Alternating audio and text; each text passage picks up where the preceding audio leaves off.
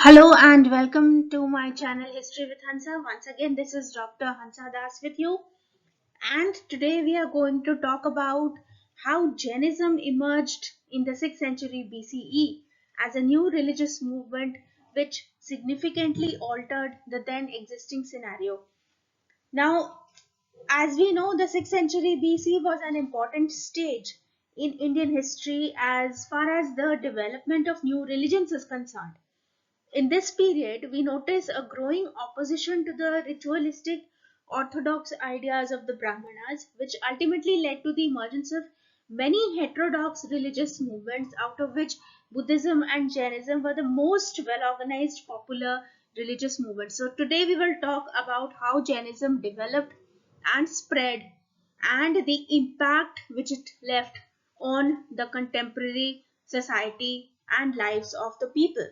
But before we begin to talk about Jainism in detail, it is necessary to know the reasons for the rise of new religious ideas in 6th century BCE.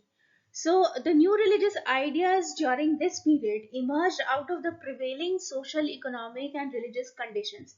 Let us look into the reasons. The first reason was cumbersome Vedic rituals. The Vedic philosophy had lost its original purity, and in the 6th century BC, it was reduced to a bundle of cumbrous rituals. The Vedic religious practices had become cumbersome and, in the context of the new society of the period, had become in many cases meaningless ceremonies. Sacrifices and rituals increased and became more elaborate and expensive. Both Buddha and Mahavir criticized the Vedic ritualistic practices and developed new ideas on life and God. Then the second reason is the spread of a new agricultural economy in northeastern India. In the mid-Gangetic plains, large-scale habitations began towards the end of 6th century BC when iron began to be used in this area on some scale. The use of iron tools made possible clearance, agriculture, and large settlements. The agricultural economy based on the iron plowshare required the use of bullocks and could not flourish without animal husbandry. However, the Vedic practice of killing cattle indiscriminately in sacrifices hampered the progress of the new agriculture. The cattle wealth was gradually decimated because the cows and bullocks were being killed in the course of the numerous Vedic sacrifices. And if the new agrarian economy had to stabilize, this killing had to be halted. Now, it is significant that the new religious movements, Buddhism and Jainism, they condemned animal sacrifices and all types of violence. Another reason for the emergence of Jainism in this period is the discontent generated by the Varna divided society. The Varna divided society seems to have generated tensions. The Brahmanas acted as priests and teachers, and through their monopoly of performing sacred religious rites, they claimed the highest position in society. So, the discontent generated by the dominant position of the Brahmanas in the society contributed to the social support behind the new religious ideas. And the Kshatriya reaction against the domination of the Brahmanas, who claimed various privileges, was one of the causes of the origin of new religions. Mahavir as well as Buddha, both of them came from the Kshatriya class, and they disputed the authority of the Brahmins.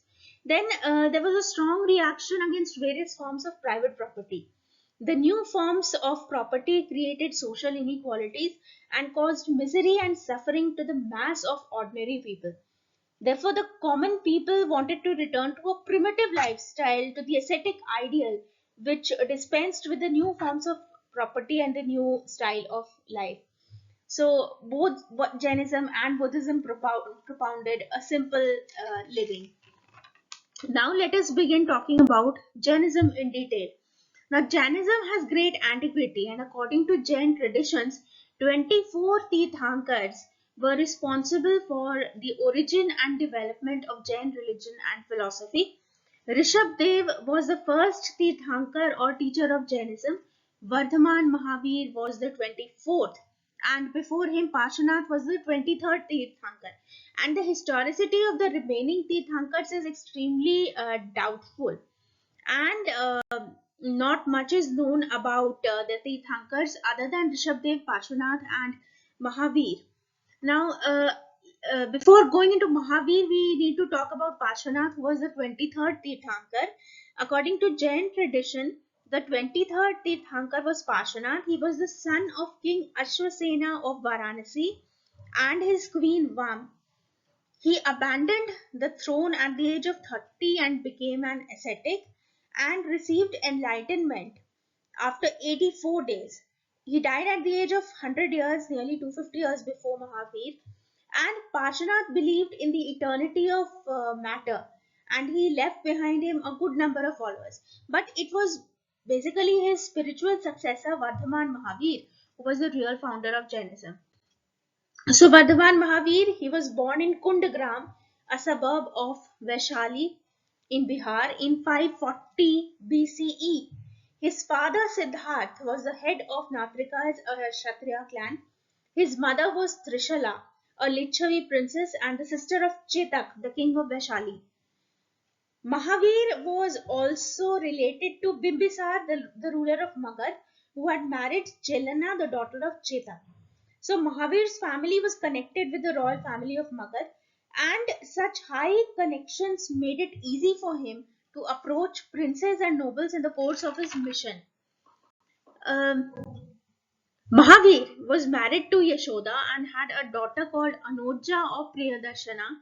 Anoja was married to Jamali, who became the first disciple of Mahavir.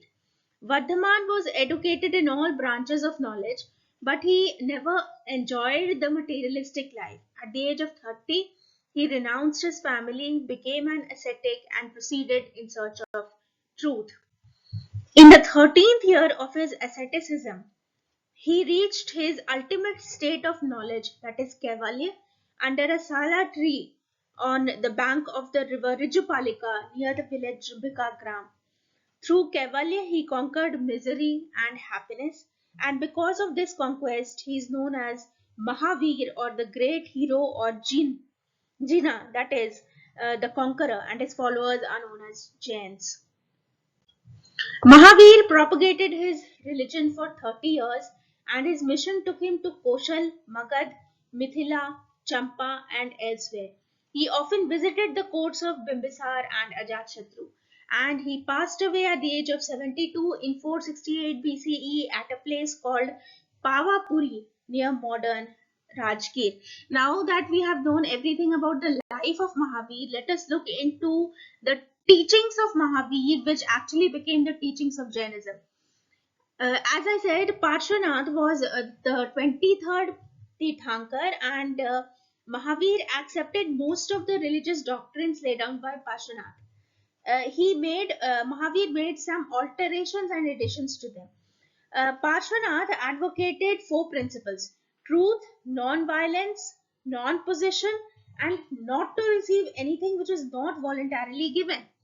To these, Mahavir added a fifth principle, which was that of celibacy or brahmacharya. Secondly, Jainism or Mahavir believed that soul, that is Jeev, and matter, that is Ajeev, are the two basic elements. And according to him, the soul is in a state of bondage created by desire accumulated through previous births. By means of continued efforts, the soul can be relieved of bondage. This is the final liberation or moksha of the soul, and the liberated soul then becomes the pure soul. The next teaching of Mahavir was that man is the creator of his own destiny and he could attain moksha by pursuing a life of purity, virtue, and renunciation. Now, moksha nirvana could be attained by observing three principles which are known as Ratnatraya in Jainism, and these three principles are right belief, right knowledge, and right action. Mahavir also advocated a life of severe asceticism for the attainment of nirvana or the highest spiritual state. He believed that the world was not created by any supreme creator. The world functions according to an eternal law of decay and development. He thought that all objects, animate and inanimate, had a soul, and he believed that they feel pain or the influence of injury. At the same time, Mahavir rejected the authority of Vedas and objected to Vedic rituals and the supremacy of the Brahmins. A code of conduct was prescribed both for householders and for monks, and he believed that a monk had to observe certain strict rules and he had to abandon all worldly possessions. At the same time, he believed that monastic life was essential to attain salvation, and a householder could not attain it. And finally, he preached that lay worshippers should not take to agriculture, since this involved the destruction of plants and insects. Now, let us see how Jainism spread to different parts of the country. Teachings of Mahavir became very popular among the masses, and different sections of the society were attracted to it. But with change of time, a lot of changes came in. Initially, Mahavir had 11 disciples who were known as Ganadharas, or heads of schools. Arisudharm was the only Ganadhara who survived Mahavir and became the first Thera or chief preceptor of the Jain order. Now, Jain order in the days of the late Nanda king was administered by two theras. There were two important theras. The first important thera was Sambhut Vijay, and the second important thera was Bhadrabahu. Now, the sixth thera was Bhadrabahu, who was a contemporary of the Mauryan king Chandragupta Maurya. The followers of Mahavir slowly spread over the whole country, and in many regions, royal patronage was bestowed upon Jainism. So, royal patronage also came to Jainism. For example, according to Jain tradition, Udayin, the successor of Ajatashatru, was a devoted Jain. Chandragupta Maurya was a follower of Jainism, and he's said to have migrated with Bhadrabahu to the south and spread Jainism. And during the early centuries of the Christian era, Mathura and Ujjain became great centers of Jainism. Now, let us talk about the main split that came in Jainism. Now, the story goes that a great famine took place in Magad 200 years after Mahavir's death, towards the close of Chandragupta Maurya's rule. Now, the famine lasted for 12 years, and in order to protect themselves, many Jains migrated to Shravanbelagola in Karnataka in the south under the leadership of Bhadrabahu. The rest of them stayed back in Magad under the leadership of Sthulbhadra, and the emigrant Jains spread Jainism in South India.